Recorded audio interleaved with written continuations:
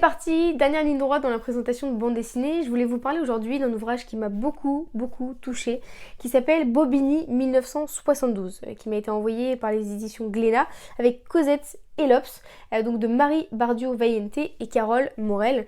Alors, si c'est un livre qui m'a beaucoup touchée, c'est aussi un livre qui est extrêmement important et que tout le monde devrait lire, qui est sur un sujet qui est absolument crucial, qui est évidemment le sujet de l'avortement. On en a entendu parler évidemment le lundi 4 mars 2024 avec l'entrée du droit des femmes à l'interruption volontaire de grossesse dans la Constitution en France.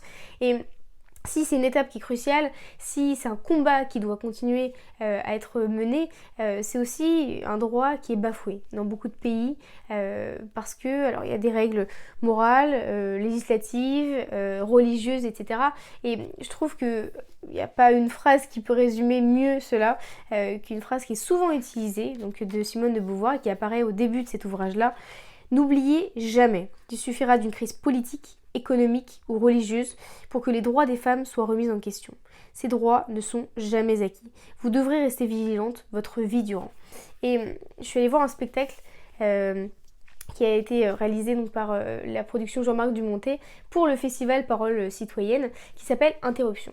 Cette pièce de théâtre, elle est bouleversante. Elle raconte, ce sont des témoignages de femmes qui ont avorté, qui se succèdent sur scène avec en particulier Pascal Arbillot qui a fait une enquête sur justement toutes ces femmes qui racontent la manière dont, selon les époques, selon leurs milieux sociaux, selon leurs milieux religieux, etc., ont procédé à cet avortement. Et à la fin de cette pièce, il y a des chiffres qui sont absolument sidérants avec ce droit qui est bafoué en fait dans le monde entier, avec par exemple aux États-Unis 14 États américains qui ont décidé de ne pas respecter cette loi ou parfois de pénaliser l'avortement. En Italie par exemple, avec 67% des gynécologues qui ont refusé l'année passée de pratiquer des avortements, ou par exemple au Japon où une femme elle n'a pas le droit de pratiquer l'avortement si son conjoint n'est pas d'accord, si elle n'a pas l'accord de son mari. Et je trouve ça absolument sidérant parce que c'est un droit et c'est ce que Gisèle Halimi disait, je pense que vous vous souvenez de cette interview, en tout cas sur ce plateau-là. Je le répéterai autant de fois que j'en aurai la force pour que ça soit dit une fois pour toutes et compris. Nous ne faisons pas de croisade pour l'avortement. Nous nous battons pour que les femmes soient libres de choisir leur maternité. Ça, c'est fondamental. Cette bande dessinée-là, elle est extrêmement importante parce qu'elle va revenir sur ce combat qui a été mené par ces femmes, par Gisèle Halimi, par Simone de Beauvoir, par Simone Veil, pour faire rentrer ce droit-là dans la législation. Et on voit à quel point c'est un combat qui est difficile parce qu'on va revenir sur ces deux figures avec les femmes chevaliers, donc Marie-Claire Chevalier et sa mère.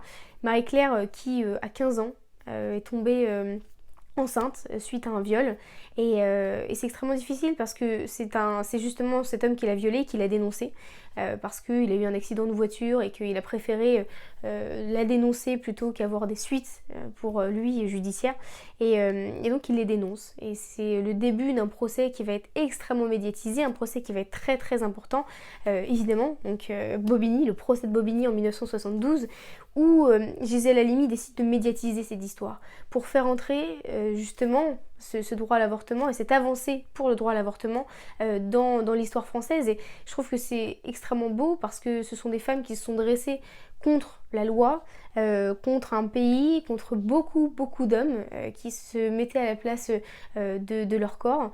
Et je trouve ça très beau parce que ça a soulevé évidemment des milliers de femmes qui se sont battues pour leurs droits. Et c'est vraiment une bande dessinée qui est extrêmement émouvante, qui revient sur un thème qui est essentiel et un combat qui doit être poursuivi dans le monde entier. Et je vous invite évidemment à lire, je ferai une petite sélection, mais tous ces livres qui ont parlé de ça, qui sont extrêmement importants, avec évidemment l'événement d'Annie Ernaux, ce que j'ai amené là, Une farouche liberté de Gisèle Halimi avec Annick Cogent, ou encore donc, Une vie de Simone Veil aux éditions Livre de Poche.